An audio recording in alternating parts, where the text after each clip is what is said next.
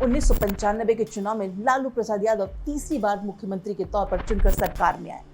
8 महीने तक सब कुछ सही चला, लेकिन अचानक एक दिन उस वक्त के finance commissioner S Vijay Raghavan को लगा कि बिहार के अलग अलग विभागों में कुछ घपला घोटाला चल रहा है। तो उन्होंने बिहार के अलग अलग डीएम को एक लेटर लिखा कि अपने अपने एरिया में चेक करिए कि किस किस डिपार्टमेंट से कितना पैसा निकाला गया और उसका बिल है या नहीं। चाईबासा जो झारखंड में है, पहले बिहार का हिस्सा हुआ करता था, वहां पर एक नए डीएम आए थे, अमित खरे।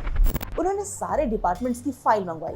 उसमें उन्होंने पाया कि पशुपालन विभाग से 2 हिस्सों में पैसे निकाले गए हैं, एक बार 10 करोड़ और एक बार 9 करोड़, लेकिन इसका कोई डॉक्यूमेंट नहीं था। अमित खरे को शक हुआ और वो पहुंच गए पशुपालन विभाग डिटेल्स चेक करने, लेकिन इसकी जानकारी पहले से ही लीक हो चुकी थी।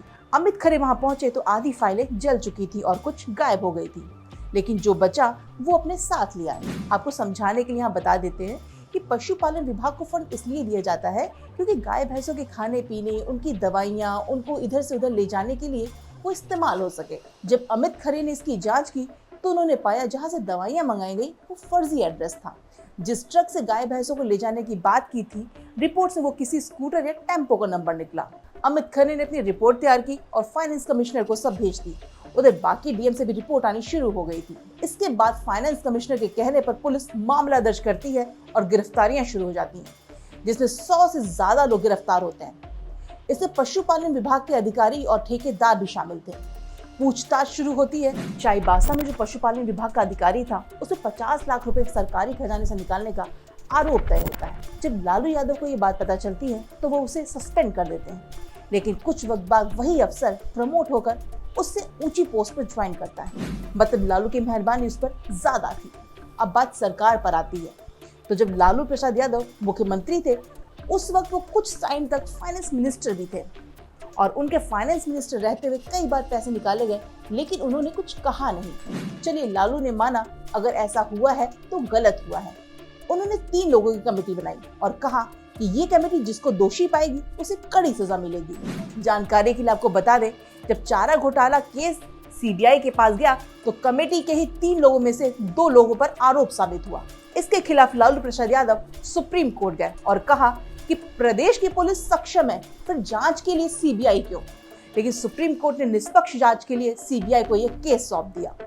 इसके बाद पार्टी में अंदरूनी तौर पर बात उठती है कि लालू को इस्तीफा दे देना चाहिए और इसी बीच लालू जनता दल से अलग होकर 25 जुलाई 1997 को अपनी नई पार्टी राष्ट्रीय जनता दल बना लेते हैं और 28 जुलाई 1997 को अपनी पत्नी राबड़ी देवी को मुख्यमंत्री बना देते हैं। सीबीआई जब 1 साल की जांच के बाद गवर्नर के पास जाती है तो कहती है इस आरोप के सारे तार लालू प्रसाद यादव से जुड़े हैं।